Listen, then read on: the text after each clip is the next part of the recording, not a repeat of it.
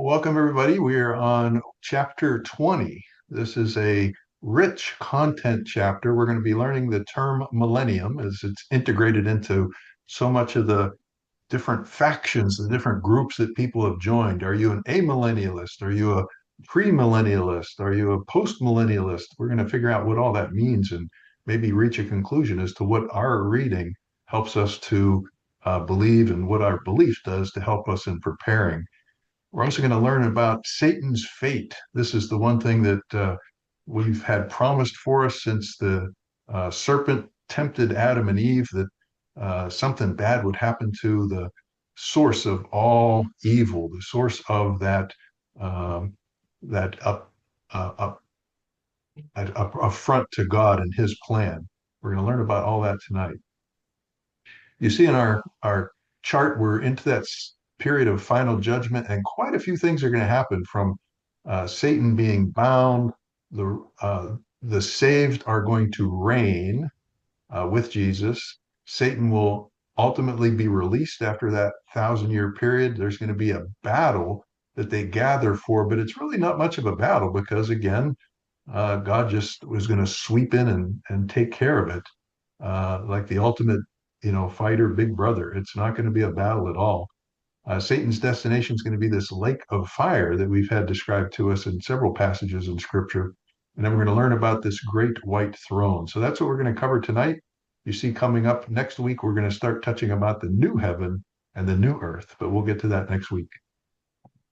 We're in the middle of a vision here. Revelation 20 is going to talk about 1,000 year passage. So instead of things that just happen over a short period of time, we've learned um, the tribulation. We know the first half is 3.5 years. The second half, called the Great Tribulation, is 3.5 years. This description is going to cover 1,000 year span. So we're going to take a look at what that implies. And we're going to read this literal. This is not symbolic. When we talk about Satan being bound and imprisoned, this is not a restriction of his rights. This is not a, curtailment of his power. This is going to be a literal imprisonment of Satan, showing God's ultimate power over nothing that is close to an equal. This is a created being that is incredibly far inferior to the Creator, to God the Father. So we're going to learn about that tonight. We're going to see the faithful that are going to come to life and reign with Jesus. I think I need a typo there, come to live. And then there's this second death, something that we as believers are going to be spared from that we're going to read about tonight. So, a brief overview of Revelation 20. It describes this millennial kingdom, a final rebellion, and then this eternal judgment. And we mentioned it's not annihilation, it's not something that you're judged for a little while and then you get out. There is no clemency, there is no bail, you're not going to be released. This is eternal judgment for those who fail. Um, the good news is that during this reign, where Christ is on earth for 1,000 years, Satan will be bound, and essentially you'll have a wonderful experience on earth where there is no evil, no presence of evil. The people that are here that are going to be human, they're going to be reproducing, they're going to have children, they're going to raise them, they're going to live their life, they're going to die. They're going to have an unencumbered access to the truth. There's not going to be the great deceiver who is saying, Jesus isn't real. He wasn't. It's like Robin Hood. He never really existed. All the lies that are told to the world today about Jesus are going to be absent. So for that 1,000 year period, 10 or 20 generations of people are going to have a chance to really live their lives, know the truth about Jesus, and potentially accept him as the way, the truth, and the life. So that's what's going to be happening during that 1,000 year period. At the end, Satan's going to be released. And there's one final test. Where do you want to line up, people? And believe it or not, there are still people after this 1,000 year reign that run over to the other side and say, we stand with Satan. And all those non believers are going to be facing that final judgment, and they'll join their hero, the devil, in the lake of fire. So that's what's going to happen in Revelation 20. Lots to read and understand. In the first three verses, we're going to learn about Satan being bound. And one of the takeaways from this reading is that it's really just a generic angel. It's not like and then a very powerful angel or the most powerful angel. It's just an angel. It's just like who's sitting on the bench and wants to go in. So it shows the awesome differential between God's power and Satan's power, and that just any generic angel dispatched by God is going to grab and seize the dragon, bind him, and stick him into this abyss, this pit that he's going to have to stay in for that 1,000 years. A lot of us kind of say, well, gosh, if it's that easy, why doesn't he do it now? But again, it's not part of God's plan. He wants time for more people to come to know Jesus and come to be a part of those that are going to live eternally. At the end of that 1,000 years, at the end of that millennium, he's going to be released, and just for a very short time to finally test that human allegiance. So you have, the kids that are going to be on their best behavior as long as Jesus is watching. And then at the end, there's that last, okay, I'm going to let the devil back out. With whom do you stand? And a whole bunch of them are going to run across to the other team. This is the part I want you to pay a special attention to when we read. We're going to make sure we have different translations. We're going to make sure we're understanding it. But when in verse 4 through 6, John is going to have this vision. He's going to share it with us.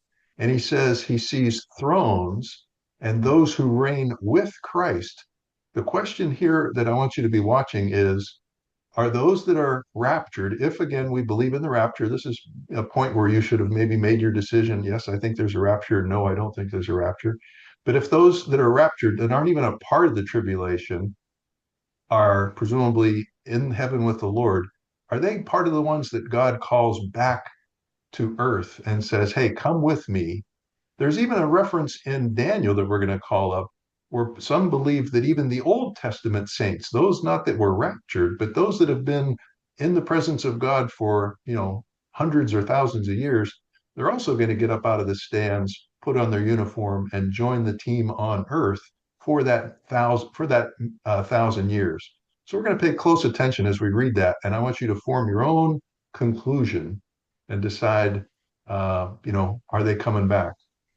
That's part of the challenge. The second part is that when they're living and reigning with Christ, whoever this group is, um, there's this beautiful time of peace and righteousness on earth.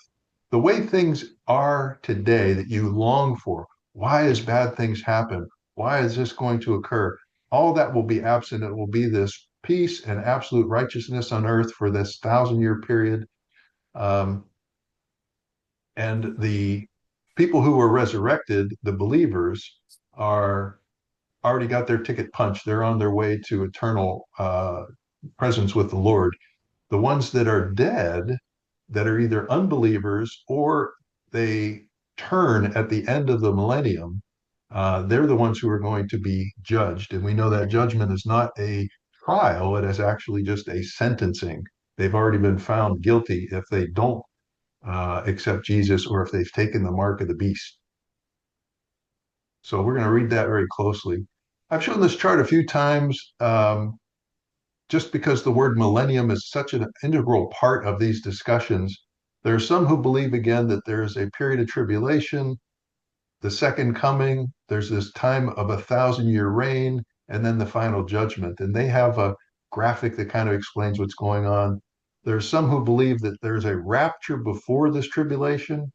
There's some who believe that we're already in a period that is counted as millennium, and it doesn't mean a literal 1,000 years, it just means a long period of time. And the same with amillennial, that they don't recognize millennialism. They see it as symbolic. And I have a little circle around that number 4 to show that the classic Presbyterian ECO belief is one of amillennialism. And I'll save my comment for the end as to whether I think that I'm now a millennialist, or am I up here in the 48th percentile that more likely believes in kind of either a pre-tribulational, dispensational, premillennialism, say that 3 times fast, or otherwise. So let's talk about what happens when you die. We've shown this graphic once before too. So when we die, most Orthodox traditions, both Catholic and Reformed, say that you go into an intermediate state. You don't have your body anymore. You're in disembodied soul, but you are consciously with Christ. And there's some references in Philippians that help us to understand that. Um, that, the thief on the cross argument about today you'll be with me in paradise. So there's belief that we generally have good agreement on. The question then becomes, when we get the bodily resurrection and a glorified body, most believe that that's still happening after Jesus is coming, when there is a new heaven and a new earth. In other words, in Revelation chapter 21. However, some will read Revelation 20 and these references in Second Timothy and Revelation chapter 2 and say, no, no, we are going to be part of the group that reign with God, and we're going to reign in an embodied, glorified body during the millennium. And this kind of blew my mind to hear people hold this belief. And again, we're going to have to read the scripture and reach our own conclusion with the Holy Spirit's help. But if that interpretation is true, that means when, let's say, we die tomorrow, there's a long period of time before we go to, waiting for Jesus's resurrection. At what point will we get our new body during the millennium? Is it going to be at the end of the millennium when it's time for the judgment, as traditionally believed, or will we get that new body and be called again off the stands to join God on earth to help run earth for that 1,000 years? So let's read that together and see if we can reach a conclusion. Quick table just kind of says there's differences between the premillennial and the amillennialist. Some say, yeah, you get a body and you're going to be here for 1,000 years. Some say, no, no, you don't get a body until chapter 21. So, and then I think some of us on the call maybe think we'll never get a body. We just live in a spiritual, but that's not actually part of tonight's study. We finally get to verses 7 through 10. We learn about Satan's final rebellion. So after this 1,000 years, so again, the chapter covers 1,000 years of history, although it's a future look at history. Satan comes out and he deceives the nations again. Hey, I've been locked up for 1,000 years. You guys, who wants to join me? And they gather together for this battle. We are going to take on God, and zzz, immediately fire comes down from heaven and devours them instantly. It's not even a contest. It's not even a battle. So we've read and heard, oh, Armageddon, it's going to be such a bad. No, it is a brief encounter that God asserts his authority over all evil. And he throws the Satan into a lake of fire, and he joins the beast and the false prophet and all those who are saluting his flag, and they'll be tormented forever. So we read that tonight. Finally, 11 to 15, we learn of this new white throne of judgment that John gets a vision of here. He sees the dead come before the throne, and they are standing. And it's not a trial. They're not going to sit down and hear arguments. It is merely a passing of judgment. And God's judgment is going to be fully venerated. He's going to say, look, you had 1,000 years. You can't blame that I was brought up by a bad father and I was in a poor neighborhood and there weren't a lot of jobs for me. And that's why I turned to a life of crime. You had it perfect. And for 1,000 years, and you still chose evil. You were still born under the sin of Adam, and you did not accept the sacrifice of Jesus. And as a result of that, you're guilty. And that's when that punishment's going to begin. So it's going to be a, there's no dispute, there's no argument anymore as to why someone didn't get a fair shake. Now I ask the question, are we in the end of times? And we're told we're not allowed to know. It is not knowable when Christ is going to return. However, we can recognize the start of tribulation. And when we see the start of tribulation, we know the countdown has begun. So that start of tribulation is either going to be the rapture and a bunch of us disappearing, and I think that would be a pretty easy indicator, or you're going to see one of these two signs. The beginning we know involves a covenant with Israel, and that reference actually comes from Daniel, which I've heard suggested, even though I think I was the one who suggested it, that might be our next book to study, because so many of the end of times references come from Daniel. So if we see a covenant involving Israel, again, it's been false indications. Hey, 1948, there's a covenant with Israel. They're forming Israel. That counts. Or, other milestones along our history where we've seen something like that. The second sure sign is this abomination of desolation. Sounds like a B movie, but both Matthew and Second Thessalonians describe it. And if we see something abominable and not a snowman, placed where it doesn't belong, something that renders worship that's impossible or illegitimate, a figure that exalts himself and places himself above God, these are all signs that that tribulation has begun. Remember, there are historians who say, oh, well, that already took place way back in the time of Jesus when Caesar was commanding that he be worshiped as a god and say, Kaiser Kyrios, that Kaiser is God. So, you can see why people have different interpretations as to when this is occurring. But I know you and I are going to be looking over our shoulder to say, this study of Revelation has made us ready.